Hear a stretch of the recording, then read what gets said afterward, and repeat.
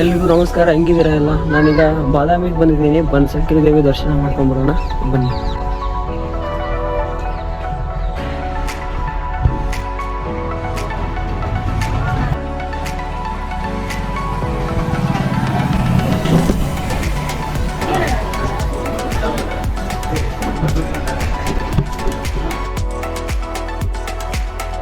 ಬನಶಂಕರಿ ದೇವಿ ದೇವಸ್ಥಾನ ಕ್ರಿಸ್ತಶಕ 17ನೇ ಶತಮಾನದಲ್ಲಿ ಸ್ಥಾಪನೆ ಮಾಡಿದರು. ದೇವಿಯ ದರ್ಶನ ಮಾಡ್ಕೊಂಡ್ಬಂದೆ. ಅಲ್ಲಿ ಒಳಗಡೆ ವಿಡಿಯೋ ಮಾಡೋಕ್ಕೆ ಪರ್ಮಿಷನ್ ಕೊಡಲಿಲ್ಲ. ಇಲ್ಲಿ ಒಂದು ಹೊಂಡ ಇದೆ, ಆದರೆ ಇಲ್ಲಿ ಎಲ್ಲ ನೀರು ಫುಲ್ ಖಾಲಿ ಆಗಿದೆ. ನೀರೆಲ್ಲ ಫುಲ್ ಖಾಲಿ ಇದೆ. ಅಲ್ಲಿ ಒಂದು ಸ್ವಲ್ಪ ಕಾಣುತ್ತೆ ಅಷ್ಟೇ. ಈ ಥರ ಮಂಟಪ ಥರ ತುಂಬ ಚೆನ್ನಾಗಿದೆ ಇದು. ಹೊಟ್ಟೆ ತುಂಬ ಅಂದರೆ ತುಂಬ ಹಸಿತಾ ಇತ್ತು. ಇಲ್ಲಿ ಟಿಫನ್ ಮಾಡಿಕೊಂಡೆ. ಈಗ ಇಲ್ಲಿಂದ ಬಾದಾಮಿ ಗುಹೆ ದೇವಸ್ಥಾನಕ್ಕೆ ಹೋಗ್ತಾ ಇದ್ದೀನಿ. ಅಲ್ಲಿ ಬಸ್ಸಿಗೆ ಹೋಗಬೇಕು, ಮುಂದೆ ಬಸ್ಸಿಗೆ ಹೋಗಬೇಕು ಅಂತ. ಬಾದಾಮಿ ಬಸ್ ಸ್ಟಾಪಲ್ಲಿದ್ದೀನಿ. ಇಲ್ಲಿಂದ ಮತ್ತೆ 2 ಕಿಲೋಮೀಟ್ರ್ ಹೋಗಬೇಕು. ಗುಹೆ ದೇವಸ್ಥಾನಕ್ಕೆ ಹೋಗ್ಬೇಕಂದ್ರೆ ಆಟೋದಲ್ಲಿ ಹೋಗಬೇಕು. ಅಲ್ಲಿ ಆಟೋ ಇದೆ, ಹೋಗೋಣ ಬನ್ನಿ. ಅಮ್ಮ, ನಾನು ಇಮ್ಮಡಿ ಪುಲಕೇಶಿ ಸಾಮ್ರಾಜ್ಯಕ್ಕೆ ಬಂದಿದ್ದೀನಿ. ಬಾದಾಮಿಗೆ ಬಂದು ನಾವು ಅಖಂಡ ಭಾರತವನ್ನು ಆಳಿದ ಸಾಮ್ರಾಟನ ಬಗ್ಗೆ ಹೇಳಿಲ್ಲ ಅಂದರೆ ಬಂದಿರೋದು ವ್ಯರ್ಥವಾಗುತ್ತೆ. ಹೇಳ್ತೀನಿ ಕೇಳಿ. ಅವರೇ ಇಮ್ಮಡಿ ಪುಲಕೇಶಿ. ಅಖಂಡ ಭಾರತವನ್ನು ಆಳಿದ ಏಕೈಕ ಸಾಮ್ರಾಟ ಇಮ್ಮಡಿ ಪುಲಕೇಶಿ.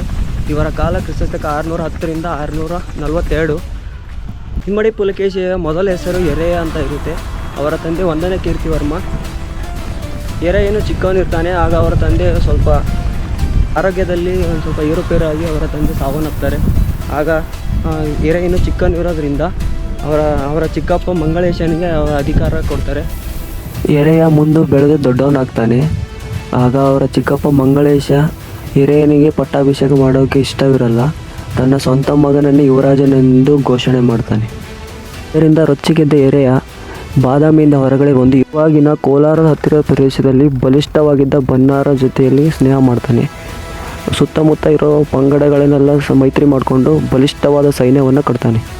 ಅನಂತಪುರ ಹತ್ತಿರ ಎಡಪಟ್ಟು ದಿಮ್ಮಿಗೆ ಅನ್ನೋ ಸ್ಥಳದಲ್ಲಿ ಆತನ ಚಿಕ್ಕಪ್ಪ ಮಂಗಳೇಶನ ವಿರುದ್ಧ ಘೋರವಾದ ಯುದ್ಧ ನಡೆಸ್ತಾನೆ. ಆ ಯುದ್ಧದಲ್ಲಿ ತನ್ನ ಚಿಕ್ಕಪ್ಪ ಮಂಗಳೇಶನನ್ನು ಸಂಹಾರ ಮಾಡ್ತಾನೆ. ಆಗ ಕ್ರಿಸ್ತಶಕ 610ರಲ್ಲಿ ಅವರ ಹೆಸರು ಇಮ್ಮಡಿ ಪುಲಕೇಶಿ ಎಂದು ಬದಲಾಯಿಸಿಕೊಳ್ಳುತ್ತಾರೆ. ಕ್ರಿಸ್ತಶಕ 610ರಲ್ಲಿ ಚಾಲುಕ್ಯ ರಾಜ್ಯದ ಸಿಂಹಾಸನವನ್ನೇರಿ ಚಾಲುಕ್ಯ ಪರಮೇಶ್ವರ ಅಂತ ಬಿರುದನ್ನು ಪಡ್ಕೋತಾರೆ.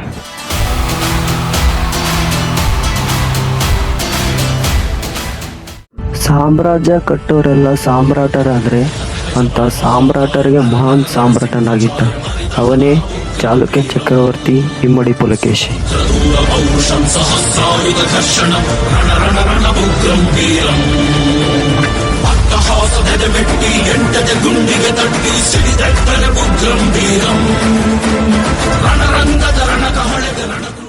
ಕ್ರಿಸ್ತಶಕ 619ರಲ್ಲಿ ಸೋಲನ್ನೇ ಅರಿಯದ ಹರ್ಷವರ್ಧನ ದಕ್ಷಿಣ ಭಾರತದ ಕಡೆ ಮುಖ ಮಾಡ್ತಾನೆ. ಆಗ ಹರ್ಷವರ್ಧನನಿಗೂ ಮತ್ತು ಇಮ್ಮಡಿ ಪುಲಕೇಶಿ ಅವರಿಗೂ ಯುದ್ಧ ನಡೆಯುತ್ತೆ. ಕಂಟಿನ್ಯೂಸ್ ಆಗಿ ಯುದ್ಧ ನಡೆಯುತ್ತೆ. ಹರ್ಷವರ್ಧನ ಸೈನ್ಯ 3 ಪಟ್ಟು, ಇಮ್ಮಡಿ ಪುಲಕೇಶಿಗಿಂತ 3 ಪಟ್ಟು ಸೈನ್ಯ ಜಾಸ್ತಿ ದೊಡ್ಡದಿರುತ್ತೆ. ಆದರೂ ಯುದ್ಧ ಗೆಲ್ಲಕ್ಕಾಗಲ್ಲ. ಕೊನೆಗೆ ಸೋತು ಶರಣಾಗಿ ನಾನು ಇನ್ಯಾವತ್ತೂ ಈ ಕಡೆ ದಕ್ಷಿಣ ಭಾರತ ಕಡೆ ಮುಖ ಮಾಡಲ್ಲ ಅಂತ ಹೇಳಿ ಸೋತು ಶರಣಾಗಿ ನಿನಗೆ ದಕ್ಷಿಣ ಪತೇಶ್ವರ ಅಂತ ಬಿರುದು ಕೊಡ್ತೀನಿ ಅಂತ ಹೇಳಿ ವಾಪಸ್ ಹೊರಟೋಗ್ತೀನಿ.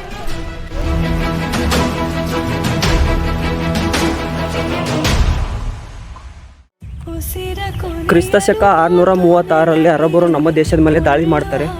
ಆಗ ಇಮ್ಮಡಿ ಪುಲಕೇಶಿಯವರು ಬಲಿಷ್ಠವಾದ ನೌಕಾಪಡೆಯನ್ನು ಕಟ್ಟಿ ಆ ಅರಬ್ಬರನ್ನು ಹಿಮ್ಮೆಟ್ಟಿಸ್ತಾರೆ. ಆಗ ಅವರ ಸೈನ್ಯವನ್ನು ಕರ್ನಾಟ ಬಲ ಅಜಯಂ ಎಂದು ಕರಿತಾ ಇದ್ರು.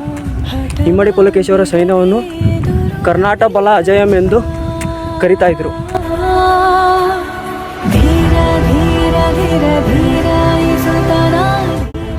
ಗೂಗಲ್ಲು ಅಲ್ಲಿ ಇಲ್ಲೆಲ್ಲ ಸರ್ಚ್ ಮಾಡಿದ್ರೆ ನಿಮಗೆ ನೌಕಾಪಡೆ ಪಿತಾಮಹ ಅಂತ ಸರ್ಚ್ ಮಾಡಿದ್ರೆ ಶಿವಾಜಿ ಮಹಾರಾಜರು ಅಂತ ತೋರಿಸುತ್ತೆ. ಆದರೆ ಕ್ರಿಸ್ತಶಕ 636ರಲ್ಲಿ ಬಲಿಷ್ಠವಾದ ನೌಕಾಪಡೆಯನ್ನು ಕಟ್ಟಿ ಅರಬ್ಬರನ್ನು ಹಿಮ್ಮೆಟ್ಟಿಸಿದ್ದು ನಮ್ಮ ಹೆಮ್ಮೆಯ ಕನ್ನಡಿಗ ಇಮ್ಮಡಿ ಪುಲಕೇಶಿ.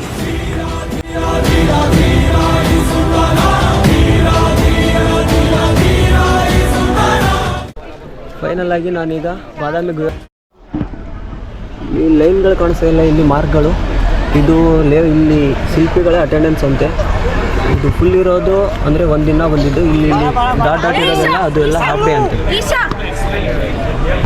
ಸ್ಕೂಲಲ್ಲೆಲ್ಲ ನಮ್ಮ ಮೇಡಮ್ ಆಗ್ತಾ ಇದ್ರಲ್ಲ ಲೈನ್ಗಳು ಅಟೆಂಡೆನ್ಸು, ಆ ಥರ ಇಲ್ಲಿ ಆವಾಗಿನ ಕಾಲದಲ್ಲಿ ಆಗ್ತಾಯಿದ್ರು. ಈ ಗುಹೆಯಲ್ಲಿ 4 ಗುಹೆಗಳಿದೆ. ಈಗ ನಾನಿರೋದು ಮೊದಲನೇ ಗುಹೆಯಲ್ಲಿದ್ದೀನಿ. ಇಲ್ಲಿ ಇದಕ್ಕೆ ಶೈವ ಗುಹೆ ಅಂತಾರೆ. ಇಲ್ಲಿ ಬರೀ ಶಿವನಿಗೆ ಸಂಬಂಧಪಟ್ಟ ವಿಗ್ರಹಗಳು, ಆಮೇಲೆ ಇಲ್ಲಿ ಲಿಂಗ ಅದೆಲ್ಲ ಇದೆ. ಅಂದರೆ ಈ ಶಿವನಿಗೆ ಸಂಬಂಧಪಟ್ಟ ವಿಗ್ರಹಗಳಿದೆ ಇಲ್ಲೆಲ್ಲ.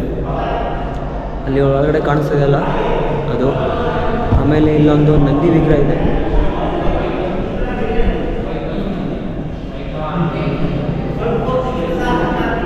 ಮತ್ತು ಇಲ್ಲೊಂದು ವಿಗ್ರಹ ಇದೆ ನೋಡಿ,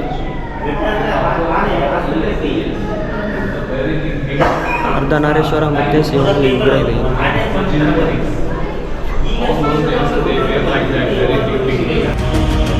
ಇಲ್ಲೊಂದು ಸುಂದರವಾದ ವಿಗ್ರಹ ಇದೆ, 18 ಕೈಗಳಿಂದ ನಟರಾಜನ ವಿಗ್ರಹ ಇದೆ.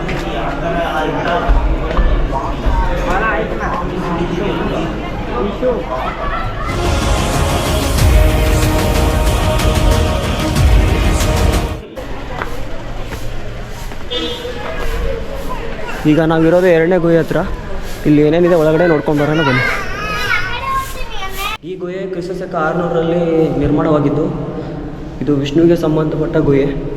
ಇಲ್ಲಿ ನೋಡಿ ಒಂದೇ ಎಲ್ಲ ಹಿಂಗೆ ಕೆತ್ತನೆ ಮಾಡಿ, ಆಗಿನ ಶಿಲ್ಪ ಚಾತುರ್ಯ ಇಷ್ಟಿತ್ತು ಅನ್ನೋದಕ್ಕೆ ಟೆಕ್ನಾಲಜಿ ಎಲ್ಲ. ಈಗ 3ನೇ ಗುಹೆ ನೋಡ್ಕೊಂಬರೋಣ, ಇಲ್ಲಿ ಏನೇನಿದೆ ಅಂತ ನೋಡ್ಕೊಂಬರೋಣ. ಈ 3ನೇ ಗುಹೆ ಕ್ರಿಸ್ತ 578ರಲ್ಲಿ ನಿರ್ಮಾಣವಾಗಿದ್ದು.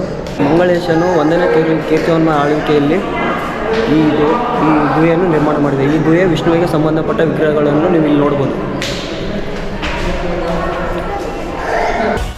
ಎಲ್ರಿಗೂ ನಮಸ್ತೆ ಸರ್. ನಿಮ್ಮೂರು? ನನ್ನೂರು ಹುಬ್ಬಳ್ಳಿ. ಸರಿ, ಹೆಂಗೆ ಅನಿಸ್ತಾ ಇದೆ ಇದೆಲ್ಲ ನೋಡ್ಬಿಟ್ಟು ನಿಮಗೆ? ಕ್ಷೇತ್ರ ತುಂಬ ಸೊ ಚೆನ್ನಾಗಿದೆ, ತುಂಬ ಚೆನ್ನಾಗಿ ಅನಿಸ್ತು. ತುಂಬ ಹಳೆಯ ಚಿತ್ರ ಇದು. 6ನೇ ಶತಾಬ್ದದಲ್ಲಿ ಕಟ್ಟಿದ್ದು. ಹಾಂ ಸರ್. ಪುಲಕೇಶಿ ರಾಜ. ಪ್ಲೀಸ್ ನಿಮ್ಮ ಕನ್ನಡಿಗ ಚಾನಲ್ಗೆ ಸಬ್ಸ್ಕ್ರೈಬ್ ಮಾಡಿ. ಜೈ ಪುಲಕೇಶಿ. ಜೈ ಮಡಿ ಪುಲಕೇಶಿ. ಜೈ ಪುಲಕೇಶಿ. ಧನ್ಯವಾದಗಳು. ಎಲ್ರಿಗೂ ನಮಸ್ತೆ ಮೇಡಮ್. ಹೇಗೆ ಅನಿಸ್ತಾ ಇದೆ ಇಲ್ಲಿ ಬಂದು ನಿಮಗೆ? ಖುಷಿ ಆಯಿತು, ಚೆನ್ನಾಗಿದೆ. ಸೊ ಎಲ್ಲರೂ ಒಂದ್ಸರಿ ವಿಸಿಟ್ ಮಾಡಿ. ಮೇಡಮ್ ನಿಮ್ಮೂರು? ನಮ್ಮೂರು ಬೆಂಗಳೂರು. ಇಲ್ಲೇ ಬೆಂಗಳೂರು. ಎಲ್ಲರೂ ನಿಮ್ಮ ಕನ್ನಡಿಗ ಯೂಟ್ಯೂಬ್ ಚಾನಲ್ನ ಸಬ್ಸ್ಕ್ರೈಬ್ ಮಾಡಿ, ಸಪೋರ್ಟ್ ಮಾಡಿ, ಕಮೆಂಟ್ ಮಾಡಿ, ಶೇರ್ ಮಾಡಿ. ಸೊ ಹೊಸದಾಗಿ ಓಪನ್ ಮಾಡಿದ್ದಾರೆ channel. All the best. Just thank you. ಅಮ್ಮ ನಮಸ್ತೆ. ಅಮ್ಮ ಯಾವೂರಮ್ಮ? ಗುಲ್ಬರ್ಗ. ನಮ್ಮದು ಗುಲ್ಬರ್ಗ. ನಮ್ಮ ಹೆಂಗಿದ್ದೀರಾ? ಚೆನ್ನಾಗಿದ್ದೀರಾ? ಅಲ್ಲಿಂದ ಇಲ್ಲಿ ಬಂದಿರಿ? ಇಲ್ಲ ಇಲ್ಲೇ ಇರೋದ ನೀವು? ಅಲ್ಲಿಂದ ಇಲ್ಲಿಗೆ ನೋಡೋಕೆ ಬಂದಿದ್ದೀರಾ? ನಿಮ್ಮ ಕನ್ನಡಿಗ ಯೂಟ್ಯೂಬ್ ಚಾನಲ್ಗೆ ಸಬ್ಸ್ಕ್ರೈಬ್ ಮಾಡಿ. Thank you. ಇವಾಗ ನಾವು ಗುಹೆಗಳು ನೋಡಿದಾಯಿತು. ಇಲ್ಲಿ ಮತ್ತು ಇಲ್ಲಿ ಭೂತನಾಥ ಟೆಂಪಲ್ ಮತ್ತು ಮ್ಯೂಸಿಯಂ ಇದೆ, ಅದನ್ನು ನೋಡ್ಕೊಂಬರೋಣ ಬನ್ನಿ. ನಡ್ಕೊಂಡು ಹೋಗ್ಬೋದು, ಒಂದು 10 ನಿಮಿಷ ದಾರಿ ಇದೆ, ನಡ್ಕೊಂಡು ಹೋಗ್ಬೋದು.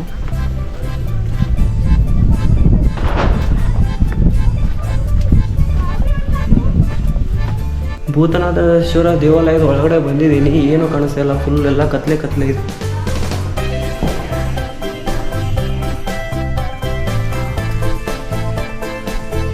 ಇದೆಲ್ಲ ಇಲ್ಲಿ ಒಂದು ಇದೇ ಭೂತನಾಥೇಶ್ವರ ದೇವಾಲಯ. ಏನೂ ಕಾಣಿಸ್ತಾ ಇಲ್ಲ, ಫುಲ್ ಎಲ್ಲ ಕತ್ಲೆ ಲೈಟ್ ಎಲ್ಲೂ ಇಲ್ಲ ಇಲ್ಲಿ.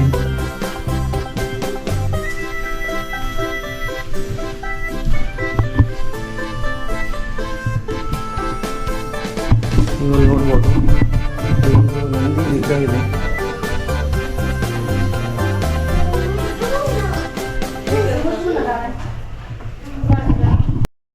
ಇಲ್ಲೊಂದು ಪುರಾತತ್ವದ ವಸ್ತು ಸಂಗ್ರಹಾಲಯ ಇದೆ, ಅದನ್ನು ಹೆಂಗೋ ಅಲ್ಪ ಸ್ವಲ್ಪ ವಿಡಿಯೋ ಮಾಡ್ಕೊಂಡ್ಬಂದಿದ್ದೀನಿ.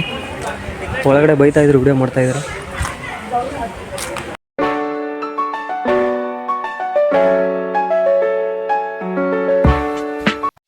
ನಾವು ಇವಾಗ ಹೋಗ್ತಾ ಇರ್ತಕ್ಕಂಥ ಜಾಗ ರಾಮ ಲಕ್ಷ್ಮಣರು ವನವಾಸದಲ್ಲಿದ್ದಾಗ ಈ ಜಾಗಕ್ಕೆ ಬಂದು ಹೋಗಿದ್ದಾರಂತೆ. ಆ ಜಾಗಕ್ಕೆ ಹೋಗ್ತಾ ಇದ್ದೀನಿ, ಬನ್ನಿರಿ ನೋಡ್ಕೊಂಬರೋಣ. ನಡ್ಕೊಂಡು ಹೋಗ್ತಾ ಇದ್ದೀನಿ. ಇನ್ನೂ ಬರ್ತಾನೆ ಇಲ್ಲ. ರಾಮ ಲಕ್ಷ್ಮಣರು ವಾಸವಿದ್ದ ಸ್ಥಳ ಇನ್ನೂ ಬರ್ತಾನೆ ಇಲ್ಲ. ನಡ್ಕೊಂಡು ಹೋಗ್ತಾನೆ ಇದ್ದೀನಿ. ಕಾಲು ತುಂಬ ನೋಡ್ತಾ ಇದ್ದೀನಿ. ಲಕ್ಷ್ಮಣರು ವನವಾಸಕ್ಕೆ ಹೋದಾಗ ಸೀತೆಯನ್ನು ಹುಡ್ಕೊಂಡು ಈ ಜಾಗಕ್ಕೆ ಬಂದಿದ್ರಂತೆ. ಅವರು ವಾಸವಿದ್ದ ಮನೆ ಇದೆ, ಇಲ್ಲಿ ನೋಡಿ, ಇದು ಅವರ ಬಚ್ಚಲು ಮನೆ. ಇಲ್ಲೇ ವಾಸವಾಗಿದ್ದರು, ರಾಮ ಲಕ್ಷ್ಮಣ ಮೂರ್ತಿ ಇಲ್ಲೇ ವಾಸವಾಗಿದ್ದರಂತೆ. ಇಲ್ಲಿ ನೋಡಿ, ಇಲ್ಲೊಂದು ರೂಮ್ ಇದೆ.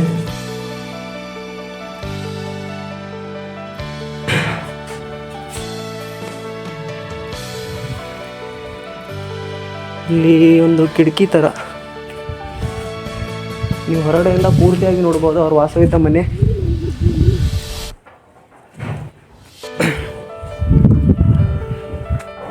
ನೀವು ರಾಮ ಲಕ್ಷ್ಮಣ ಅವರು ಇಲ್ಲಿ ಬಂದು ವನವಾಸಕ್ಕೆ ಬಂದಾಗ ಇಲ್ಲಿ ಬಂದಿದ್ರಂತ ಏನು ಪ್ರೂಫ್ ಅಂತಂದರೆ ಇಲ್ಲಿ ಅವ್ರದ್ದು ಒಂದು ಮೂರ್ತಿ ಇದೆ, ರಾಮ ಲಕ್ಷ್ಮಣರ ಮೂರ್ತಿ. ಹಾಗೆ ಇಲ್ಲಿ ನೀವು ನೋಡ್ತಾ ಬಂದರೆ ಒಂದು ಆಂಜನೇಯನ ಮೂರ್ತಿ ಕೂಡ ನೋಡ್ಬೋದು. ಇಲ್ಲಿ ಒಂದು ಚಿಕ್ಕದು ಆಂಜನೇಯ ದೇವಸ್ಥಾನವೂ ಇದೆ. ಇಲ್ಲೇ ಇದ್ದಾರಲ್ಲ ಗುರು ಆಂಜನೇಯ.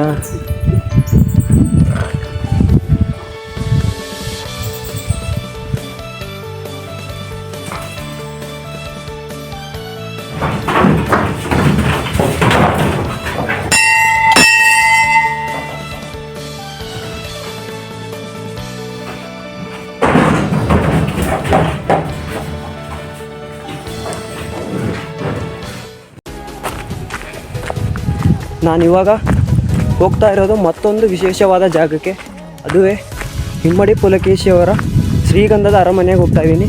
ಬನ್ನಿ ನೋಡ್ಕೊಂಬರೋಣ. ಅರಮನೆಗೆ ಹೋಗುವಾಗ ಇದು ಎರಡು ಬೆಟ್ಟದ ನಡುವೆ ಕೊರೆದಿರ್ತಕ್ಕಂಥ ಜಾಗ, ಅದು ಸಂಧಿ ಥರ ಕೊರೆದಿದ್ದಾರೆ. ನೋಡ್ತಾ ಇದ್ರಲ್ಲ, ಇದೇ ಹಿಮ್ಮಡಿ ಪುಲಕೇಶಿಯವರ ಶ್ರೀಗಂಧದ ಅರಮನೆ. ಪಲ್ಲವರ ನರಸಿಂಹ ಬಂದು ಎಲ್ಲ ಇದನ್ನು ಧ್ವಂಸ ಮಾಡ್ತಾನೆ. ಕೊನೆ ಯುದ್ಧದ ಹಿಮ್ಮಡಿ ಪುಲಕೇಶಿಯವರು ಕೊನೆ ಯುದ್ಧದಲ್ಲಿ ಕೊನೆ ಯುದ್ಧ ಮಾಡಬೇಕಾದ್ರೆ ಪಲ್ಲವರ ನರಸಿಂಹ ಇದನ್ನೆಲ್ಲ ಧ್ವಂಸ ಮಾಡಿ ಇಲ್ಲಿರೋ ವಜ್ರ ವೈಡೂರ್ಯಗಳನ್ನೆಲ್ಲ ತೊಗೊಂಡೋಗ್ತಾರೆ.